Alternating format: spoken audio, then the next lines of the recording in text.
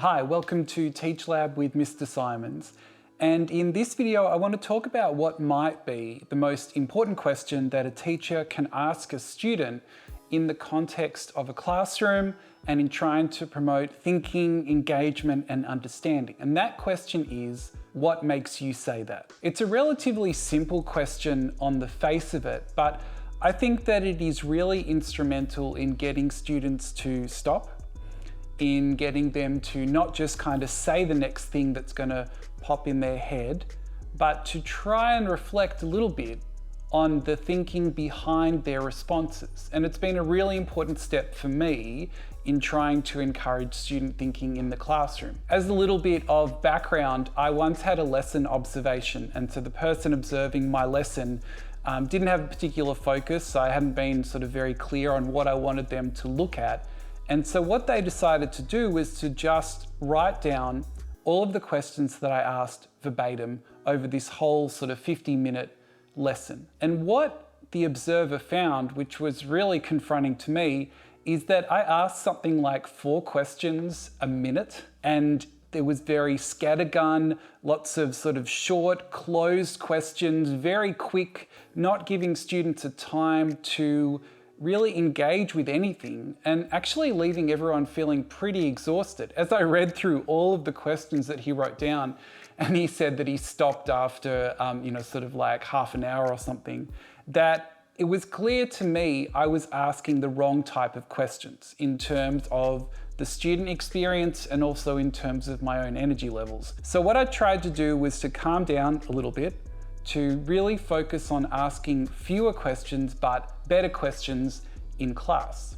And one method that really kind of stood out to me that a number of people had suggested would be to ask students, what makes you say that? Asking students what makes you say that is really vital in encouraging student thinking, and that you need thinking to be able to understand a concept for yourself. I think this is a very important step. So it doesn't really matter if the initial question or focus is an open or closed question. That's okay, because when students give a response, even if it's yes, no, or this or that, you can then say, okay, but what makes you say that? That what we're trying to do, because we can't look inside students' heads and see the thinking process take place. It's just not possible.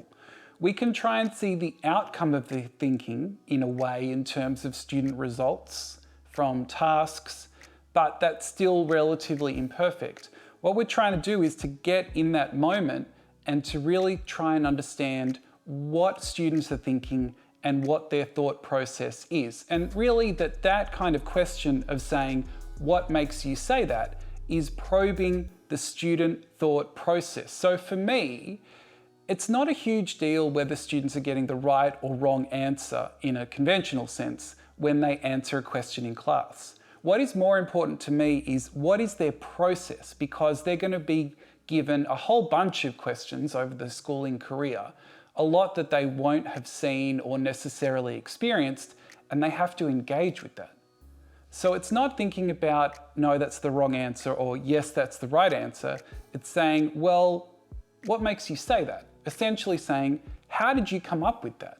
What was the thought process that went into that? Because if students have got a really excellent thought process, in some ways it doesn't matter what they're asked. They will have a really good, clear and tested way of trying to get to a decent answer. So how can you actually use this question in class beyond sort of every second question to students being, what makes you say that? Because that will get tiring very quickly and students will make fun of that in their very kind way. What I would suggest doing is to pose a question to the class and to ask that, and then to have a follow-up of what makes you say that. And what this would be is individual time, writing this down, so answering the first question, then what makes you say that, answering that part, and then opening it up to a broader class discussion. So that what you're trying to do is give students thinking time, structured thinking time,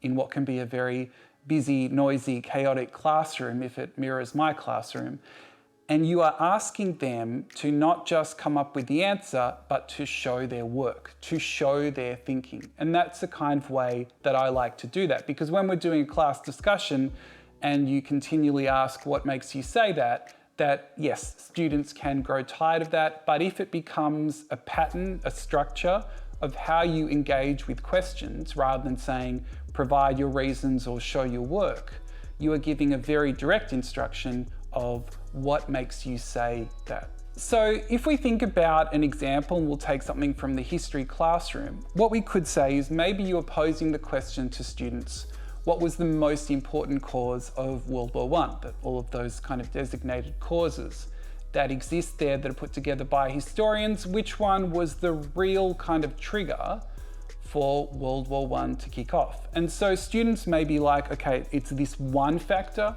it's all of them combined together, or it's none of them in particular. And so students may have a variety of different views, which is fine.